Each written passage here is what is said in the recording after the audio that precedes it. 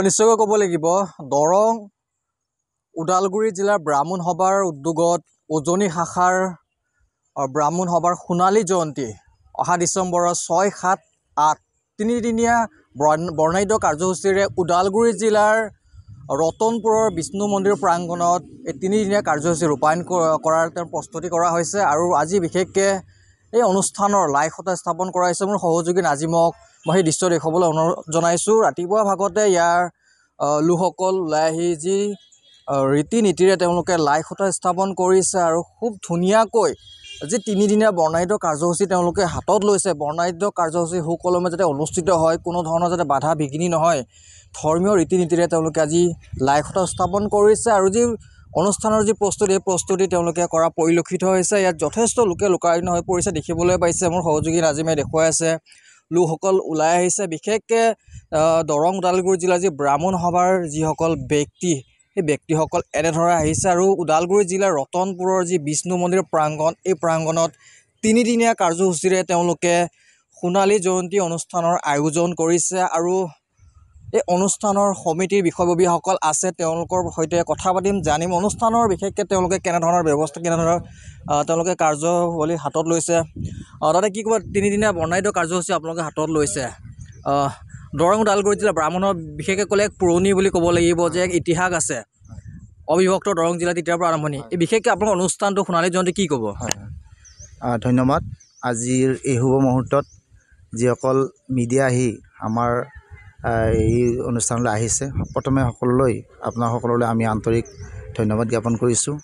আৰু অতি সুখৰ খবৰ যে আমি 1901 চনত সেই সময়ত আজি প্ৰায় 1901 চনতেই লকৰাই শ্ৰী শ্ৰী বামুণী সত্ৰৰ সত্ৰাধিকাৰ মহাপ্ৰভু সমুদেৱ গোস্বামীদেৱে এখন অনুষ্ঠান প্ৰতিষ্ঠা কৰিছিল।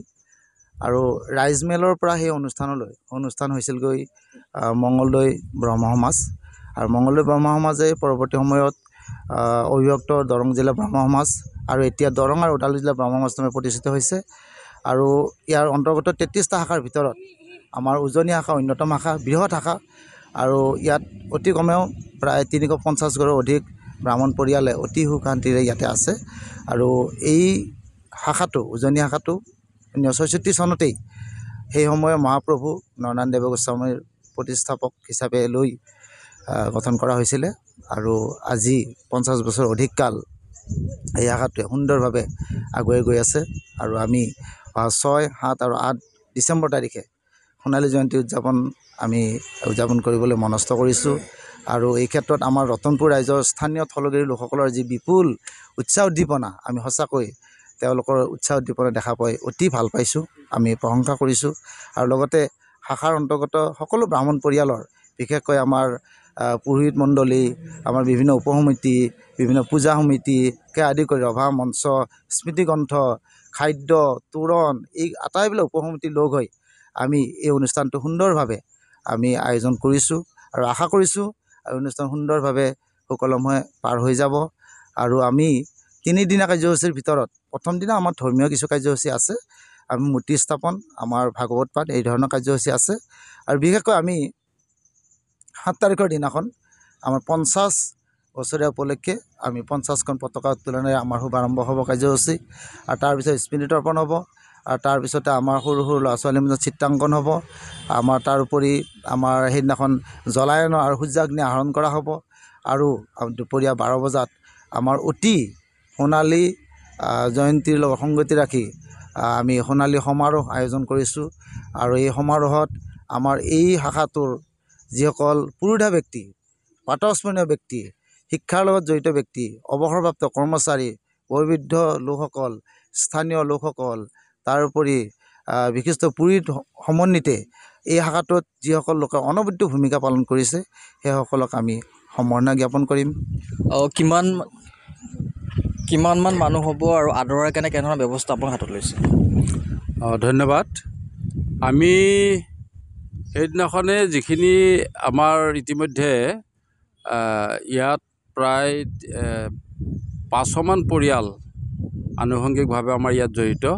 আৰু ইয়াত স্থানীয় অন্য বৰ্ণৰ যিসকল লোক, সেইসকল উপস্থিত থাকিব।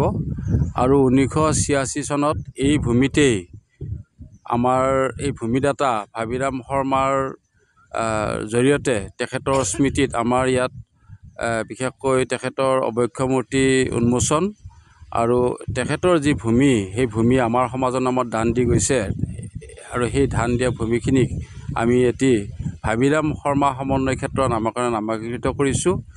আৰু আমাৰ দৰং জিলা আৰু ওদালগুৰি জিলাৰ মাজবাটৰ পৰা একদম সোণাপুৰলৈ এই গোটেইখিনি ঠাইত প্ৰায় 32টামান শাখা আছে আৰু এই 32টা শাখাৰ সভাপতি সম্পাদককে আদি কৰি মূল দৰং আৰু ওদালগুৰি জিলাৰ ব্ৰাহ্মণ সভাৰ প্ৰায় জীৱিত 8গৰাকী আমাৰ সভাপতি আছে।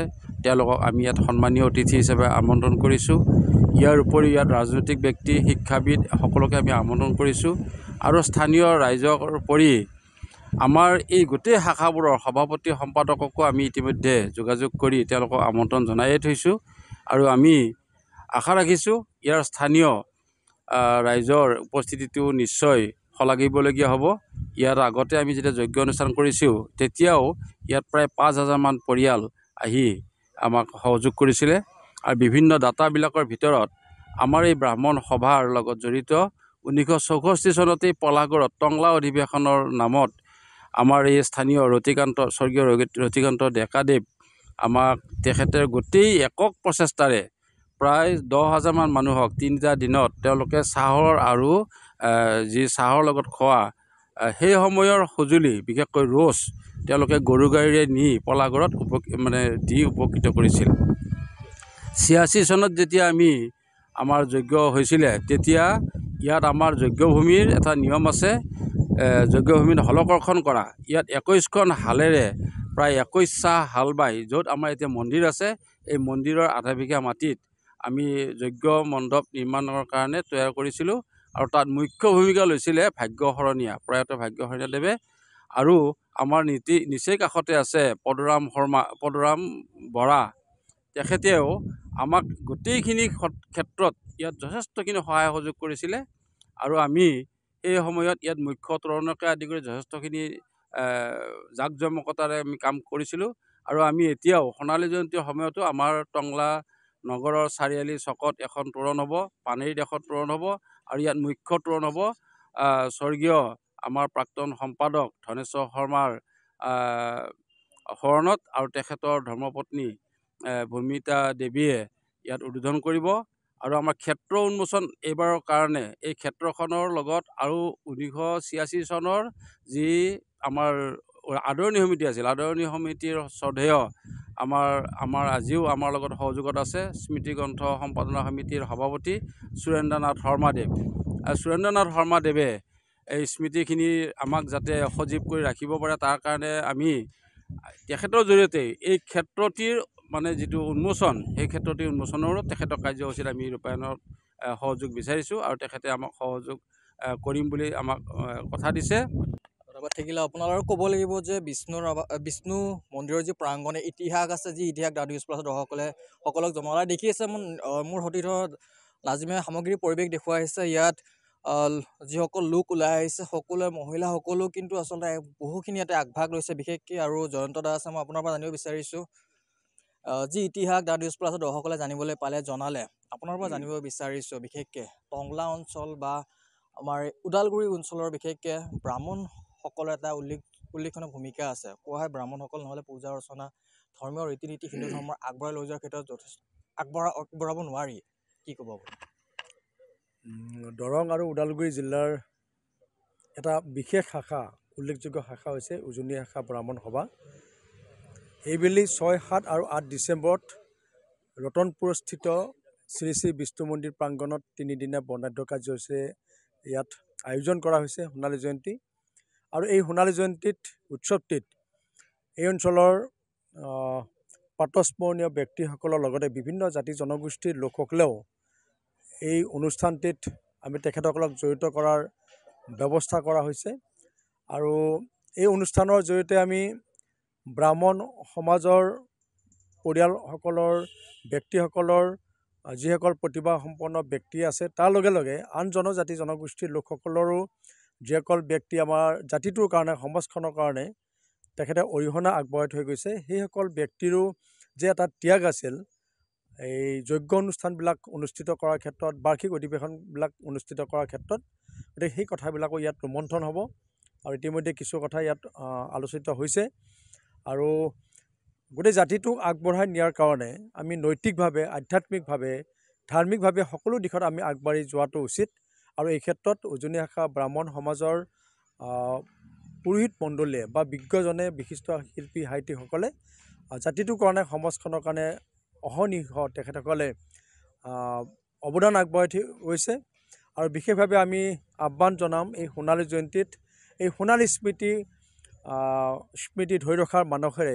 এখনি ইতিহাস সোণালী ইতিহাস নামৰ স্মৃতিগ্ৰন্থ এখন প্ৰকাশ পাব সম্পাদক তীৰ্থৰঞ্জন দেৱগোস্বামী আৰু ধীৰেশ্বৰ শৰ্মা ডাঙৰীয়া আৰু সভাপতি সুৰেন্দ্ৰনাথ শৰ্মাৰ নেতৃত্বত আৰু আমি আশা ৰাখিম এই স্মৃতিগ্ৰন্থখনিয়ে দৰং আৰু ওদালগুৰি জিলাৰ ব্ৰাহ্মণ সভাৰ এই উল্লেখযোগ্য শাখা উজনি শাখা ব্ৰাহ্মণ সভাৰ সোণালী স্মৃতি ইয়াত সজীৱ হৈ ৰ'ব আৰু সৰ্বাংগ সুন্দৰ হ'ব এই অনুষ্ঠানটি আৰু ইতিমধ্যে সম্পূৰ্ণ প্ৰস্তুতি তুংগত উঠিছে ইতিমধ্যে কেইবাটাও আমাৰ আদৰণি তোৰণ ইয়াত দিয়াৰ ব্যৱস্থা কৰা হৈছে আই মাতৃসকলে বিভিন্ন ধৰণে অতিথিসকলক আদৰণি জনোৱাৰ কাৰণে অতিথিসকলক আপ্যায়ন কৰিবৰ কাৰণে পিঠা পনা ইতিমধ্যে প্ৰস্তুতৰ কাম কাজ তেখেতসকলে কৰি আছে গাঁৱে গাঁৱে চুবুৰীয়ে প্ৰতিঘৰ পৰিয়ালত ঠিক তেনেকৈ সমবেত সংগীতৰ আমাৰ ইতিমধ্যে প্ৰস্তুতি কৰি থকা হৈছে আৰু যিসকল আমাৰ অতিথি আহিব এই অতিথিসকলক যাতে সুন্দৰভাৱে আমি ইয়াত আপ্যায়ন কৰিব পাৰোঁ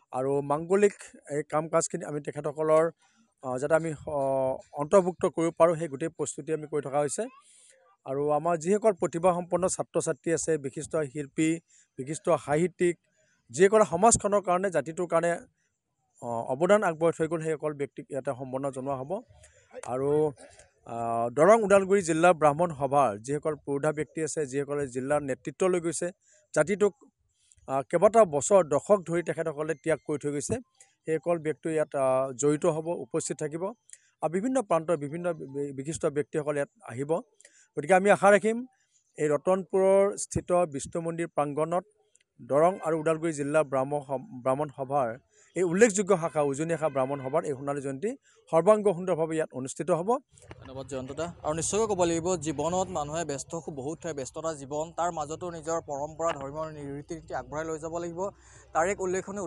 উদাহৰণ হ'ল ওদালগুৰি দৰং জিলাৰ ব্ৰাহ্মণ সভাৰ উজনি শাখাৰ যি তিনিদিনীয়া বৰ্ণাঢ্য কাৰ্যসূচীৰে সোণালী জয়ন্তী আয়োজন কৰিবলৈ লৈছে বিশেষকৈ ওদালগুৰি জিলাৰ ৰতনপুৰৰ যি বিষ্ণু মন্দিৰ প্ৰাংগণত এক উল্লেখনীয় দিন আৰু যি ইতিহাস আছে ইতিহাস দোহৰাই পুনৰ সোণালী জয়ন্তী উদযাপন কৰিব এয়া আছিলে ওদালগুৰি জিলাৰ ৰতনপুৰৰ বিষ্ণু মন্দিৰ প্ৰাংগণৰ যি দৰং ওদালগুৰি জিলাৰ ব্ৰাহ্মণ সভাৰ উজনি শাখাৰ যি তেওঁলোকে তিনিদিনীয়া বৰ্ণাঢ্য কাৰ্যসূচীৰে সোণালী জয়ন্তী আয়োজন কৰিব লৈছে তাৰ প্ৰস্তুতিৰ বিশেষ যিকোনো খবৰৰ বাবে যোগাযোগ কৰক 7099017330 অথবা 7099017990 নম্বৰত।